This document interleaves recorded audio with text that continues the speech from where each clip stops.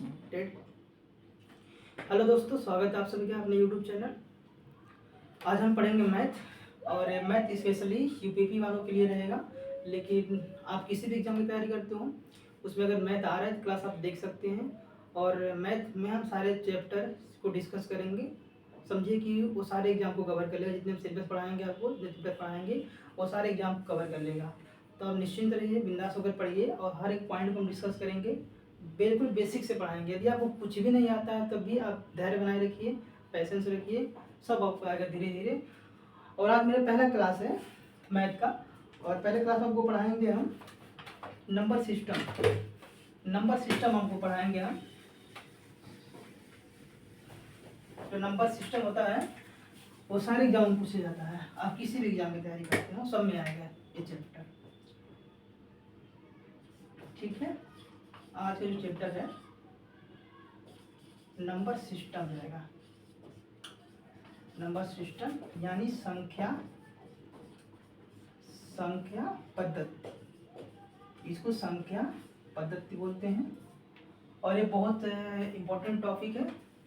सारे एग्जामों में इसमें 2 से 3 प्रश्न तो आते ही आते हैं। ठीक है, चलिए इसके बारे में जान लेते हैं। तो सबसे पहले इसमें कुछ बेसिक फार्मूले होते हैं या बेसिक डेफिनेशन होते हैं। पहले इसको हम जान लेते हैं। जब हम डेफिनेशन को पढ़े रहेंगे तो हम आसानी से ना प्रश्न को कर पाएंगे। जैसे पहला होता है, इसमें पहला होता है प्राकृतिक संख्याएं। ठीक है, प्राकृतिक संख्याएं। देखिए प्राकृतिक संख्याएं किसे कहते हैं। प्राकृतिक संख्या जनरली आप पढ़े होंगे 1 2 3 4 1 2 3 4 5 6 7 8 इनफाइनाइट तक। 1 2 3 3 4 5 6 7 8 और इनफाइनाइट तक जाएगा। इसी को प्राकृतिक संख्याएं बोलते हैं। इसको प्राकृतिक संख्याएं या धन पूर्णांक दोनों कहा जाता है। ठीक है, तो 1 2 3 4 5 6 7 8 इनफाइनाइट तक के जाएगा। इसी को प्राकृतिक संख्याएं बोलते हैं। दूसरा होता है पूर्ण संख्याएं। देखिए पूर्ण संख्याएं किसे कहते हैं। एग्जाम में तो नहीं पूछा जाएगा लेकिन आपको प्रश्न को सॉल्व करने में हेल्प मिलेगा। ठीक है, तो नेचुरल नंबर के आगे यदि हम 0 लगा देते हैं, 0 1 2 3 4 5 6 7 8 ऐसे करके इनफाइनाइट तक। अगर हम नेचुरल नंबर के पहले हम 0 लगा देंगे तो पूर्ण संख्या हो जाएगा। ठीक है,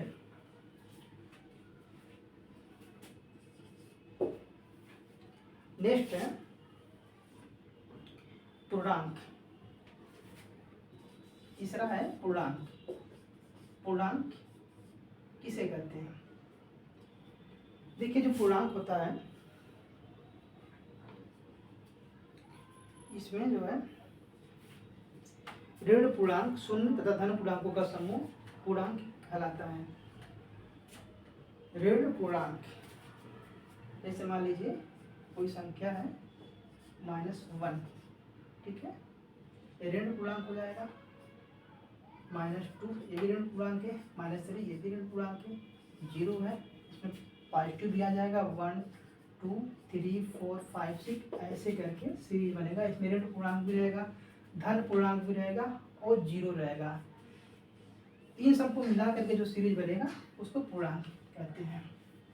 ठीक है, इतना आप समझ गए होंगे। अब आगे बढ़ते हैं।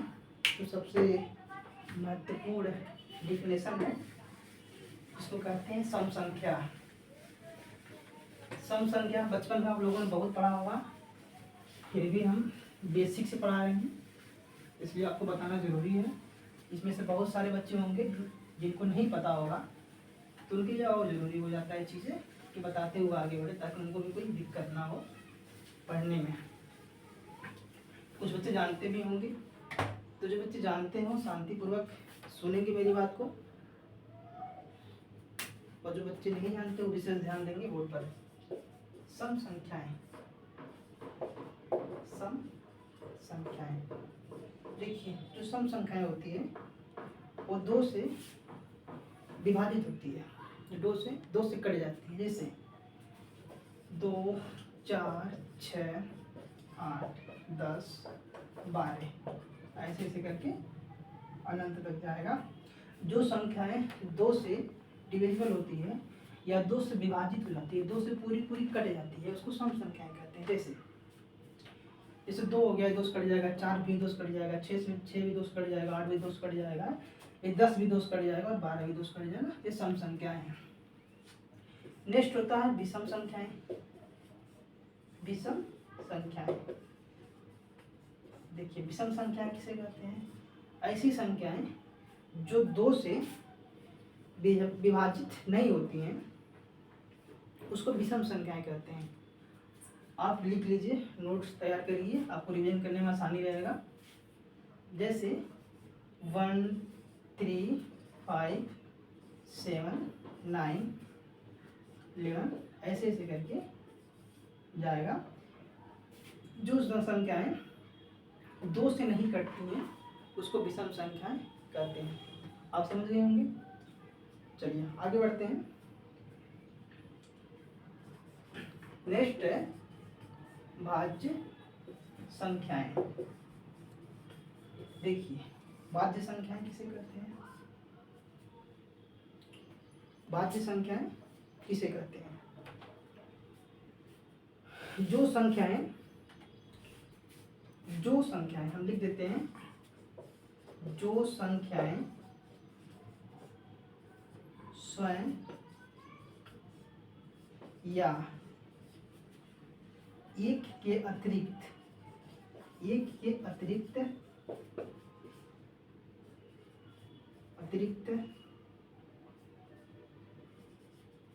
अन्य किसी भी संख्या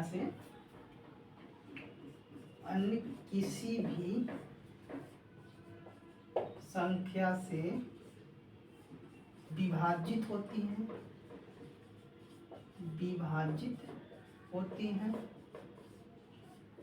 ऐसी संख्याओं को, या लिख देते हैं यहाँ पर, उस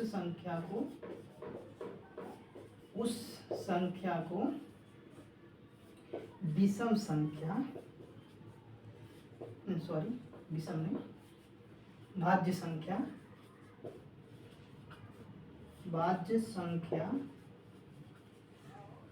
कहते हैं। ठीक है, अब एग्जाम्पल बताएंगे, आप समझ जाएंगे। इसका एग्जाम्पल हो जाएगा, देखिए ऐसी संख्याएं जो संख्या स्वयं या एक के अतिरिक्त अन्य किसी भी संख्या से विभाजित होती हैं तो संख्या भाज्य संख्या कहलाती है। जैसे 4 हो गया, 4 जो है 4 से कटेगा ही और 1 से भी कटेगा। देखिए 4 जो है 4 से भी कट जाएगा, 4 भागा 4 से भी कट जाएगा, 4 जो है 1 से भी कट जाएगा और इसके साथ साथ जो है ना 4 जो है 2 से भी कट जाएगा, 2 दूनी 4। तो देखिए 100 से कट रहा, अपनी संख्या से कट भी रहा है, 1 से भी कट रहा है, अन्य संख्या 2 से भी कट रहा है। ठीक है, भाज्य संख्या। देखिए भाज्य संख्या में नोट करने वाली बात ये है कि 2 भाज्य संख्या नहीं है, 2 है भाज्य संख्या नहीं होती है। अभी हम बताएंगे क्यों नहीं होती है। इसलिए नहीं होती है, जो 2 है सिर्फ 1 से कटेगा या फिर 2 से कटेगा। ठीक है, अन्य किसी भी संख्या से नहीं कटेगा है, इसलिए भाज्य संख्या नहीं है। और भाज्य का डेफिनेशन ये होता है कि जो संख्या स्वयं और एक के अतिरिक्त अन्य किसी भी संख्या से विभाजित होती है तो उसे भाज्य संख्या कहते हैं। 2 जो है स्वयं से कटेगा ही कटेगा, 1 से भी कटेगा, इसके सिवाय किसी भी अंक से नहीं कटेगा, इसलिए 2 भाज्य संख्या नहीं है। ठीक है, फिर देखिए 6 भी हो जाएगा, 8 भी हो जाएगा, 10 भी हो जाएगा, 15 भी हो जाएगा। ये सब क्या है? भाज्य संख्याएं हैं। ठीक है, ETC आप समझ गए होंगे भाज्य संख्या किसे कहते हैं। चलिए आगे बढ़ते हैं।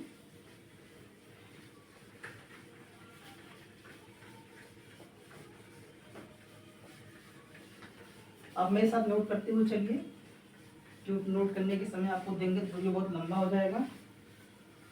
मेरे साथ लिखते हुए चलेंगे तो आपका नोट्स तैयार हो जाएगा। जिन बच्चों को समझ में नहीं आ रहा है वीडियो को दोबारा देखेंगे, समझ में आ जाएगा।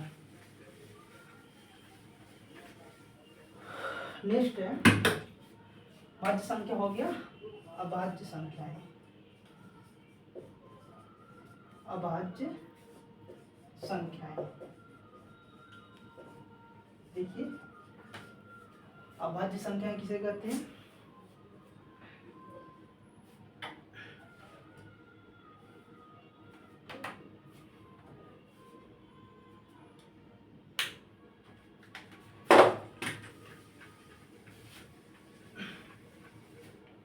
इसका डिफिनेशन हो जाएगा अभाज्य संख्याएं का, जो संख्याएं स्वयं या एक के अतिरिक्त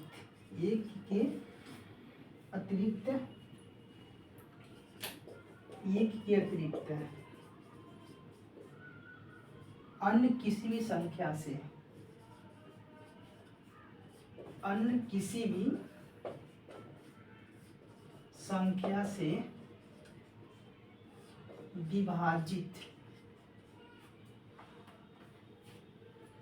विभाजित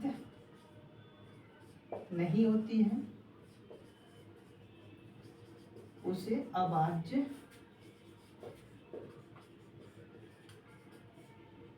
अभाज्य संख्याएं कहते हैं। एग्जाम्पल इसका हो जाएगा,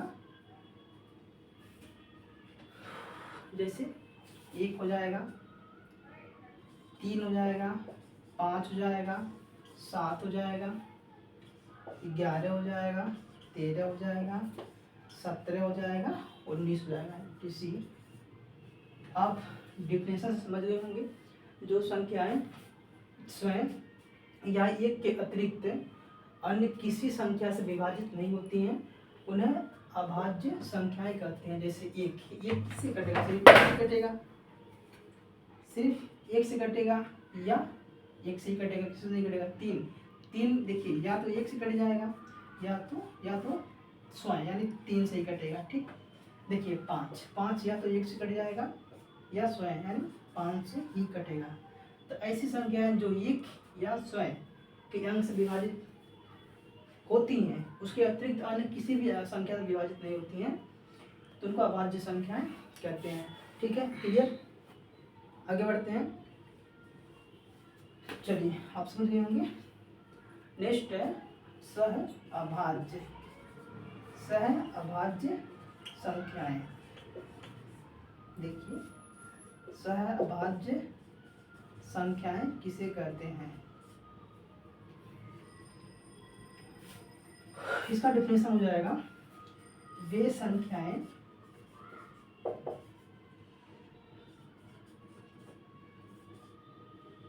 जिसका HCF 1 होता है, या ऐसी संख्याओं का युग्म जिसका HCF मतलब मसो हाईएस्ट कॉमन फैक्टर 1 होता है, उसको सहअभाज्य संख्याएं कहते हैं। परिभाषा को कुछ इस तरह से लिखते हैं, काफी स्टैंडर्ड रहेगा। संख्याओं का वह समूह, संख्याओं का वह समूह, ठीक है, जिनका HCF इसको हम मसो बोलते हैं हिंदी में, 1 होता है, उसे सहअभाज्य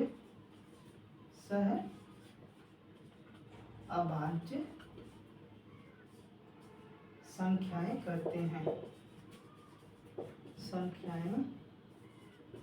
कहते हैं। ठीक है, डिफिनेशन समझ में आ गया होगा। इसका एग्जाम्पल हो जाएगा 3 और 5। 3 और 5 दो संख्याएं हैं, इसका मौसा निकालेंगे तो 1 आएगा। ठीक है, 3 और 5 का मौसा 1 हो जाएगा, 2 और 5 भी हो जाएगा, इसका भी HCF 1 ही होगा। 3 और 7 भी हो जाएगा, इसका भी HCF 1 ही होगा। 5 और 7 भी होगा, इसका भी HCF 1 ही होगा। ये एग्जाम्पल है सहअभाज्य संख्याएं का। आपको इतनी बातें क्लियर हो गई होगी। ठीक है, चलिए आगे बढ़ते हैं।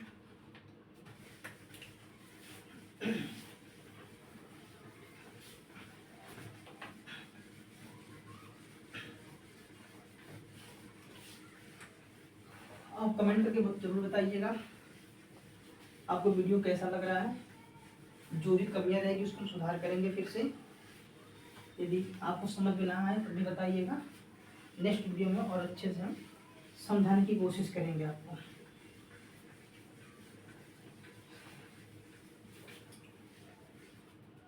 नेक्स्ट है परिमेय संख्याएं। देखिए नेक्स्ट है परिमेय संख्याएं।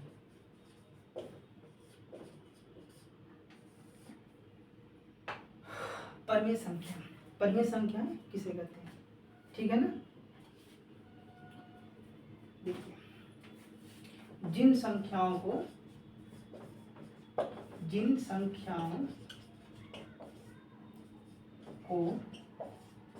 p बाई क्यू के रूप में लिखा जा सकता है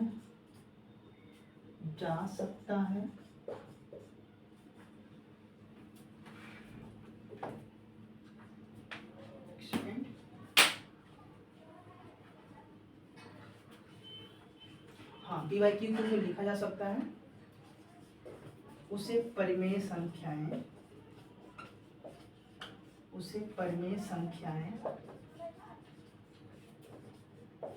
कहते हैं, ठीक है दोस्तों। इसका एग्जाम्पल हो जाएगा,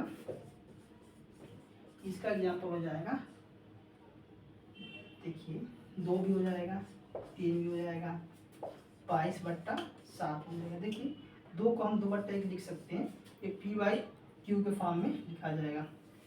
3 को भी हम 3/1 के रूप में लिख सकते हैं, ये पी बाई क्यू के रूप में है, ये भी ठीक है, ये भी पी बाई क्यू के रूप में है, ये भी परिमेय संख्याएं हैं, ठीक है। और भी एग्जाम्पल देख लेते हैं, 7/9 भी है। ये सारे क्या परिमेय संख्याएं हैं, ठीक है। ठीक आगे बढ़ते हैं।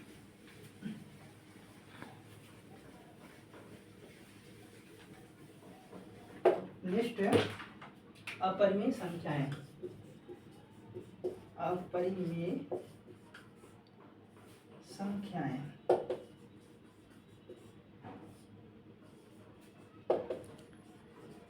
ठीक है, सेम इसका उल्टा इसका डेफिनेशन रहेगा अपरिमेय संख्याओं का। तो जिन संख्याओं को हम पी बाई क्यू के रूप में नहीं लिख सकते हैं उसको अपरिमेय संख्या कहते हैं। इसका एग्जाम्पल बताएंगे, अभी हम बता भी देते हैं, पहले इसका डेफिनेशन लिखवा देते हैं। जिन संख्याओं को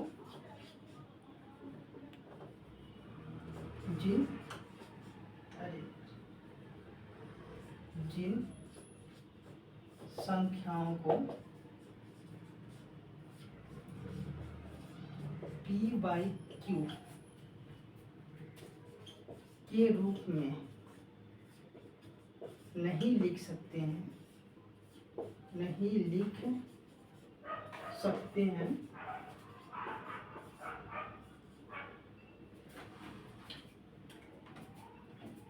उसे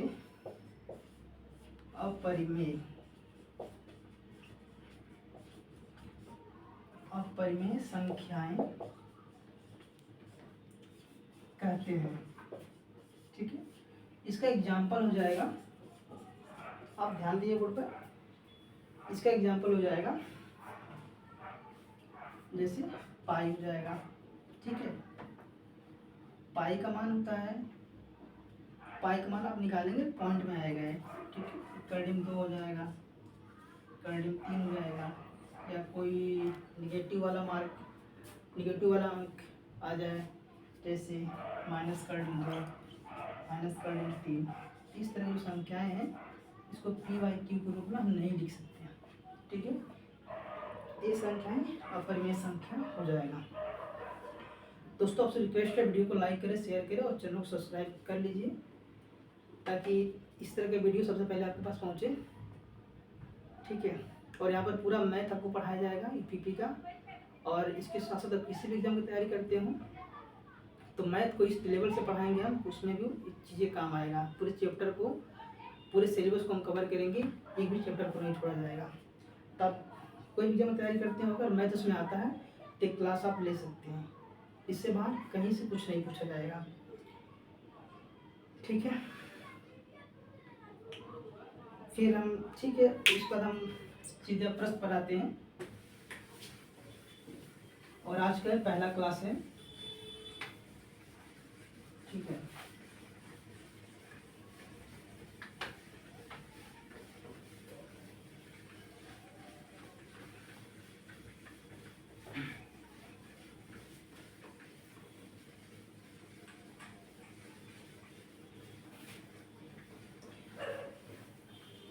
आप एग्जाम दिए होंगे, इकाई का अंक निकालना, इकाई का अंक ज्ञात करना। ठीक है, ये बहुत इम्पोर्टेंट टाइप है प्रश्न का। और ये इससे प्रश्न सभी एग्जामों में 1 से 2 प्रश्न देखने को मिलते हैं। थोड़ा सा ध्यान से पढ़िएगा, देखिएगा इसको, इकाई अंक कैसे निकालते हैं।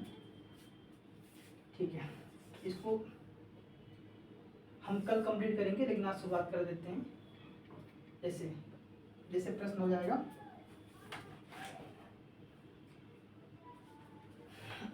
756। देखिए, जैसे 756 है, 938 है, 512 है, 411 है। ठीक है, इसमें इकाई का अंक निकालना है, बहुत सिंपल वाला है। अभी हम जैसे जैसे आगे बढ़ेंगे तो प्रश्न के लेवल भी बढ़ेगा, तो आपको बहुत सारी चीज़ सीखने को मिलेगा उसमें। ठीक है, तो बहुत सिंपल है ये। ठीक है, देखिए कैसे करेंगे इसको। जब कोई इकाई का अंक याद करना है तो कैसे याद करेंगे, पूरा मल्टीप्लिकेशन है, जान ही रहे हैं आप। तो सिर्फ इकाई का अंक लेंगे हम, 6 ले लेंगे, 8 ले लेंगे, 2 ले लेंगे, और इसका इकाई का अंक 1 ले लेंगे। हम सबका गुणा करेंगे। देखिए 6 × 8 = 72 होता है, नहीं सॉरी 48, 8 × 48 हो जाएगा। तो 48 में इकाई का अंक जो है ना ये 8 है। फिर 8 का गुणा कर देंगे 2 में, 16 हो जाएगा। ठीक है, 16 की इकाई का अंक 6 है। फिर 6 का गुणा कर देंगे 1 में, तो 6 ही होगा। ठीक है, इसका इकाई का अंक हो जाएगा 6, इसका इकाई का अंक 6 हो जाएगा, और ये इसका आंसर हो जाएगा। तो इसमें बहुत सारे प्रश्न हैं, बहुत सारे टाइप हैं, मैं आपको कल डिस्कस करूँगा। आज सिर्फ इतना ही रहने दीजिए, फिर मैं इसके आगे में कल बताऊँगा इकाई का अंक कैसे निकालते हैं। और जैसे जैसे हम प्रश्न को आगे बढ़ाएंगे उससे प्रश्न तो अच्छे लेवल का होता जाएगा। ठीक है दोस्तों, फिर मिलते हैं कल। आज के लिए इतना है, कल यहीं सब से बात करेंगे, यहाँ से ख़त्म कर रहे हैं, इसके आगे हम कल बताएंगे आपको।